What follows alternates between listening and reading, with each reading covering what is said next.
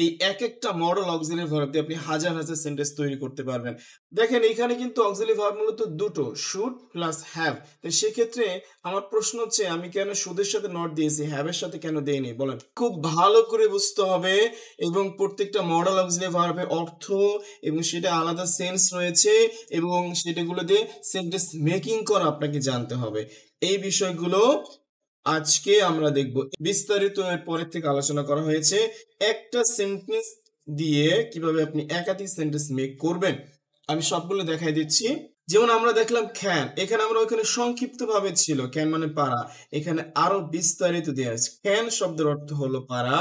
এইটি দিয়ে আমরা বর্তমানে সক্ষমতা প্রকাশ করতে পারি। প্রতিটি বাক্যকে 6 ভাবে পরিবর্তন করে চর্চা করলে মুখে জড়তা কমে যাবে। এটা আপনাকে ফুল ইনস্ট্রাকশন দেওয়া হলো। এখন দেখেন আই ক্যান সুইম, আমি সাঁতার কাটতে পারি। যারা একদম বিগিনার লেভেল আছেন তারা বাংলা সহ পড়বেন। আর যারা মনে করেন যে আপনি এটা বাংলা পারেন তাহলে বাংলা আপনার বারবার দরকার নেই, আপনি শুধু ইংলিশ পড়বেন। I can swim, I can't swim, can I swim, can't I swim, why can I swim, why can't I swim. এরপরে দেখেন সাবজেক্ট চেঞ্জ করা হয়েছে, ইউ, এরপরে হি, সবগুলো সাবজেক্ট যেই আসুক বাট মডেল অক্সিলারি ভার্ব কিন্তু চেঞ্জ হবে না, ক্যানই হবে। সো এবং মডেল ভার্বের পরে মেন ভার্বের বেস ফর্ম হয়, এটার সাথে অতিরিক্ত কোনো আর কিছু বসবে না, এস বাই এস, ইডিটি, আইএনজি কোনো কিছু যুক্ত হবে না। এরপর দেখেন কুড, কুড শব্দের অর্থ পারতাম। এটি দিয়ে আমরা অতীতের সক্ষমতা প্রকাশ করতে পারি। সেম আই কুড সুইম, আমি সাঁতার কাটতে পারতাম। I couldn't swim, could I swim, couldn't I swim, why could I swim, why couldn't I swim. Very nice, এখানে আরো অনেক এক্সাম্পল দেওয়া হয়েছে। এরপরে মে, মে মানে কি? মে একটি মডেল অক্সিলারি ভার্ব যা ভদ্রভাবে অনুমতি চাওয়া বা দেওয়া এবং সম্ভাবনা প্রকাশ করতে ব্যবহৃত হয়। এখানে সম্ভাবনা প্রকাশ করছে এবং আপনি অনুমতি চাওয়া এবং দেওয়ার ক্ষেত্রে ব্যবহার করতে পারবেন। সো আই মে সুইম, আমি হয়তো সাঁতার কাটতে পারি, মানে আপনার সাঁতার কাটার সম্ভাবনা আছে। আই মেইন্ট, এই যে মে নট কে বলা হয় মেইন্ট, আই মেইন্ট সুইম। প্রশ্ন করলে মে আই সুইম, এই যে দেখেন এই যে প্রশ্ন করলে কি হবে, মে আই সুইম, এই যে অনুমতি চাওয়া, এই যেখানে ব্র্যাকেটে দেওয়া হয়েছে, আমি কি হয়তো সাঁতার কাটতে পারি, আপনি সাঁতার কাটার জন্য অনুমতি চাচ্ছেন। May I swim, may I go there, may I help you, may I talk to you, may I use your phone. এই যে একটা দিয়ে হাজার হাজার বাক্য তৈরি হবে ইনশাআল্লাহ। মেইন্ট আই সুইম, আমি কি হয়তো সাঁতার কাটতে পারি না, এই হয়তোটা আমি আপনাদের বোঝানোর জন্য দেওয়া হয়েছে। আমি কি সাঁতার কাটতে পারি, এটা হচ্ছে আপনার সাবলীল Bangla. Understand? Yes, sir. Okay fine. আমি কেন সাঁতার কাটতে পারি, ওয়াই মে আই সুইম, আমি কেন সাঁতার কাটতে পারি না, ওয়াই মেইন্ট আই সুইম। এরপরে মাইট, মাইট একটি মডেল অক্সিলারি ভার্ব যা দুর্বল সম্ভাবনা বা সন্দেহপূর্ণ অনুমান বোঝাতে ব্যবহৃত হয়। এগুলো একটু পড়বেন, নাহলে তো আপনি সবগুলো পেঁচাই ফেলবেন। দেখেন প্রত্যেকটারই কিন্তু আলাদা কিছু বৈশিষ্ট্য রয়েছে। আই মাইট সুইম, আমি হয়তো সাঁতার কাটতে পারতাম, আমি সাঁতার কাটতে পারতাম, এটা হচ্ছে কি আপনার সাবলীল বাংলা, বাট হয়তো দেওয়া হয়েছে যে আপনাকে বোঝার জন্য। এরপরে mind, might I, might and I, why might I, very simple, সবগুলো একই নিয়ম।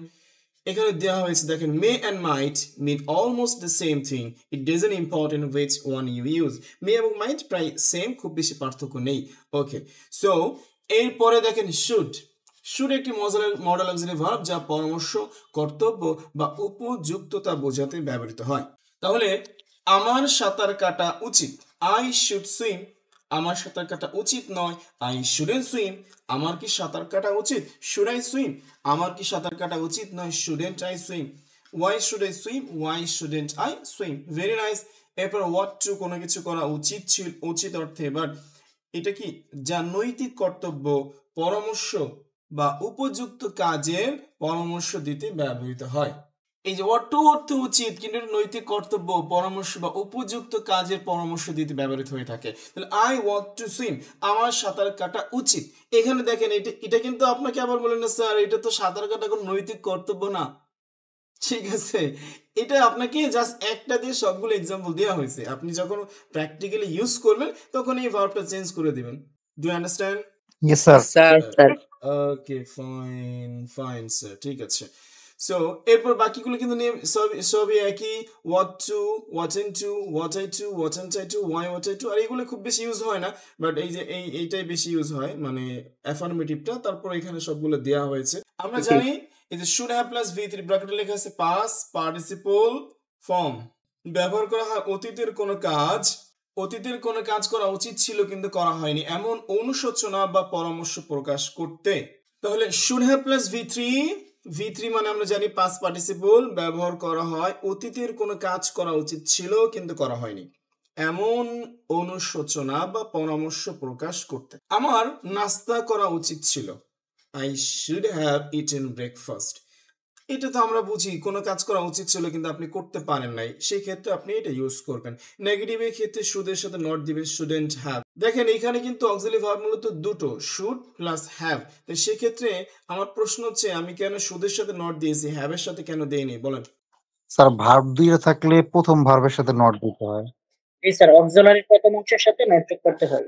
আপনি যখন দেখবেন যে একটা সেন্টেন্সের মধ্যে একাধিক অক্সিলারি ভার্ব রয়েছে এবং এটা থাকতেই পারে, তো ওইটাকে যখন আপনি নেগেটিভ করবেন বা কোশ্চেন তৈরি করবেন তখন সাবজেক্টের কাছে যেটা রয়েছে ওইটার সাথে আপনি নট দিয়ে নেগেটিভ করবেন এবং ওইটাকে সাবজেক্টের শুরুতে এনে কোশ্চেন তৈরি করবেন। তাহলে শুডেন্ট আই, যে কোনো কিছু করা উচিত ছিল অর্থে আপনি শুড হ্যাভ প্লাস ভি3 ইউজ করবেন এবং এটা দিয়ে কিন্তু আপনি অনেক সেন্টেন্স তৈরি করতে পারেন। শুড হ্যাভ প্লাস ভি3, যেমন আপনার খাওয়া উচিত ছিল, ইউ শুড হ্যাভ ইটেন। তোমার সেখানে যাওয়া উচিত ছিল, you should have gone there. তোমার ইংরেজি শেখা উচিত ছিল, you should have learn English. তোমার তাকে সাহায্য করা উচিত ছিল, you should have helped him. Understand? এরপর দেখেন মাস্টটা হচ্ছে একটি মডেল অক্সিলারি ভার্ব যা জোরালো বাধ্যবাধকতা বা অপরিহার্যতা বা নির্দেশ বোঝাতে ব্যবহৃত হয়ে থাকে। এগুলো কিন্তু আপনার মুখস্থ করার জন্য না, এটা জাস্ট বোঝার জন্য দেওয়া হয়েছে। আমরা অনেকে জানি মাস্ট মানে অবশ্যই, কিন্তু সেটা একটা সেন্স আছে ভাইয়া। জোরালো বাধ্যবাধকতা, অপরিহার্য, যেটা আপনাকে করতেই হবে বা এটা আপনার করা অনেক ইম্পর্টেন্ট। আপনি এবং নিজের থেকে করবেন। একটা জিনিস হচ্ছে নিজের থেকে, যে আপনি বলেন স্যার আমি তো বুঝতে পেরেছি এখন আসলে ইংরেজি শেখা দরকার, আমি অবশ্যই ইংরেজি শিখবো। তাহলে I must learn English. Must কখন বসে? বাধ্যবাধকতা বোঝাতে, এবং আপনি নিজের থেকে যখন কোনো কিছু করতে যাবেন তখন। বুঝতে পেরেছি আমরা? Yes sir. এরপরে হচ্ছে উড। এই যে উডের ব্যাপারটা হচ্ছে একটি মডেল অক্সিলারি ভার্ব যা অতীত অভ্যাস, ভবিষ্যতে ইচ্ছা, শর্তযুক্ত কাজ বা ভদ্র অনুরোধ প্রকাশ করতে ব্যবহৃত হয়ে থাকে। আজকে ক্লাসটা শুধু আপনি একবারে দেখলে বুঝবেন না, এই রেকর্ড ক্লাসটা দেখতে হবে, খুব ইম্পর্টেন্ট, কারণ অনেক বিস্তারিত আলোচনা করা হয়েছে। সো তাহলে এখানে একটা দেওয়া হয়েছে আর বাকিগুলো ব্যবহার হয়েছে, যেমন শর্তযুক্ত বাক্য, ভবিষ্যতের ইচ্ছা, এগুলো কিন্তু কন্ডিশনাল সেন্টেন্সে বসে, আমি শুরুতে বলেছিলাম। তাহলে আমি সাঁতার কাটতাম, অতীতের অভ্যাস লেখা হয়েছে। আই উড সুইম, এটা কিন্তু মিলে গেছে, আপনি ক্রিকেট খেলতেন, আই উড প্লে ক্রিকেট। আর নেগেটিভ হবে I wouldn't I wouldn't swim. Would I swim? Wouldn't I swim? Why would I swim? Why wouldn't I swim? আপনি একটা যদি ভালো করে বোঝেন তাহলে বাকি সবগুলো মেক করতে পারবেন, কোনো সমস্যা নেই। উড শব্দটি অর্থ ফিক্স নয়, তাই ফ্লাইট কোশ্চেন্স বা ফ্লাইট এক্সপ্রেশন বোঝাতেও এটি ব্যবহৃত হতে পারে। পলাইট এক্সপ্রেশন এ উড ব্যবহৃত হলে এটা দিয়ে অতীত বোঝায় না। Would you please close the door? এই যে আপনি কি দয়া করে এই দরজাটি বন্ধ করবেন? Would you please turn the music down? এই যে আপনি কি মিউজিকটা একটু কি করবেন, কমাবেন? হ্যাঁ, আচ্ছা। সো would you mind, এই যে আরেকটা রিকোয়েস্ট রয়েছে, যেমন would you mind এর পরের ভার্বের সাথে আইএনজি যুক্ত করা হয়। Would you mind holding the umbrella for me? Would you mind locking the door when you leave? Would you mind telling me your name? Would you mind moving aside? So, এই যে আপনি দেখেন would you mind দিয়ে আপনি কি করছেন, polite request করছেন, আর would দিয়ে এখানে would you please দিয়ে আপনি সেম। তাহলে would you mind এর পরে যে ভার্বটা যুক্ত করবেন ওই ভার্বের সাথে আইএনজি দিতে হবে, এটা কিন্তু ভুল করা যাবে না। এই যে নরমালি আপনি বলতেছেন হোয়াট ইজ ইউর নেম, তোমার নাম কি, এটা কিন্তু আমরা বলি, কিন্তু এটা অ্যাকচুয়ালি পলাইট না। আপনি আননোন একজন ব্যক্তিকে হুট করে বলতে পারেন না তোমার নাম কি, এই তোর নাম বল, বাংলা আমরা বলি না এই তোর নাম কি, কিন্তু এটা কি অ্যাকচুয়ালি বলা যাবে? আপনি ভদ্রভাবে বলতে পারেন যে আমি কি আপনার নামটা জানতে পারি, বা দয়া করে আপনার নামটা বলবেন কি। যখন আপনি এইভাবে বলবেন তখন কিন্তু জিনিসটা কি হবে, পলাইটলি হবে এবং ডেফিনেটলি এটা খুবই ইম্পর্টেন্ট। আপনি normally what is your name বলে দিবেন না, ঠিক আছে? আপনি বলবেন would you mind telling me your name, অথবা would you please tell me your name. তাহলে এইগুলো কিন্তু অনেক বেশি ইউজ হয়। আপনি যদি স্ট্যান্ডার্ড ওয়েতে ইংলিশ বলতে চান তাহলে এগুলো আপনাকে জানতে হবে। তাহলে আমরা এগুলো ব্যবহার করতে পারবো উড ইউ মাইন্ড অথবা উড ইউ প্লিজ দিয়ে। ইয়েস স্যার, জি পারবো। স্যার। Very nice. এরপরে রয়েছে ইউজ টু। এখানে বাংলা দেওয়া রয়েছে ইউজ টু শব্দটি অতীতে নিয়মিত কোনো অভ্যাস বা অবস্থা বোঝাতে ব্যবহৃত হয়। কেউ কোনো কাজ আগে করতো কিন্তু এখন করে না, এরকম বোঝালে সাধারণত ইউজ টু বসে।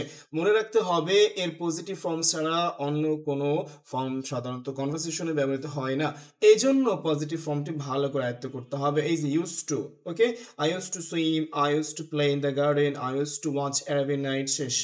ইউজ টু এখানে ছয়টা দেওয়া হয়েছে আপনাকে বোঝার জন্য। যেমন যখন নেগেটিভ করবেন ডিডেড আসে, ডিড, কারণ এটা পাস্ট টেন্স। নেগেটিভ জন্য ডিড আসছে, এরপরে পরে ভার্বের বেস ফর্ম হয়েছে, ডিটা উঠে গেছে। এরপরেরটা আছে বি এবল টু, কোনো কিছু করতে সক্ষম। বি এবল টু বর্তমানে সক্ষমতা বোঝায়। বি প্লাস এবল টু একটি বাক্য গঠন বা যার সমর্থ বা সক্ষমতা বোঝাতে ব্যবহৃত হয়। এটি বিভিন্ন কাল অনুযায়ী বিভাগ পরিবর্তন করে ব্যবহার করা হয়।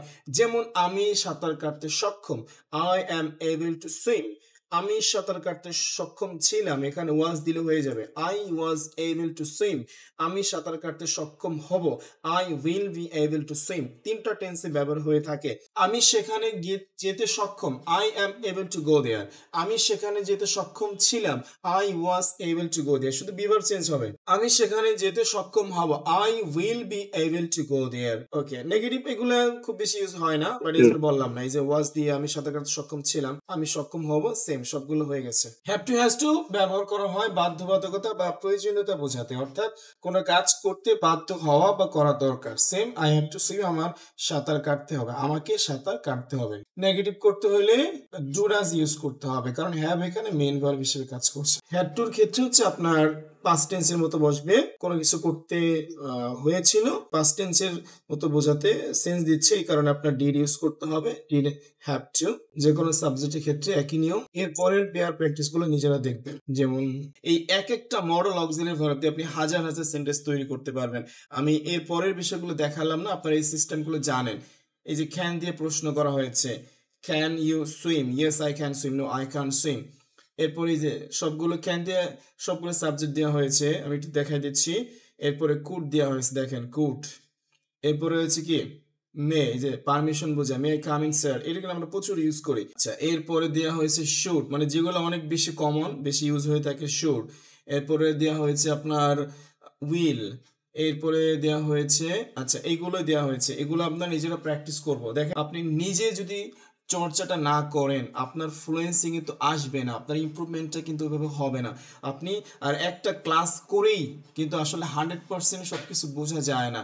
আপনি কি করতে হবে, এই ক্লাসটা করলেন, এখন বাসায় আপনাকে এটা প্র্যাকটিস করতে হবে, এগুলো নিয়ে আপনাকে কাজ করতে হবে। আপনি এই যে নিজে নিজে একটা মডেল নেবেন, যেমন ক্যান, ওকে ক্যান মানে পারা, তাহলে আমি ক্যান দিয়ে সেন্টেন্স মুখ করি, I can go, I can it, I can swim, I can play, I can walk, I can learn, I can watch movie. আচ্ছা, এটা হচ্ছে আপনার অ্যাফার্মেটিভ গেল।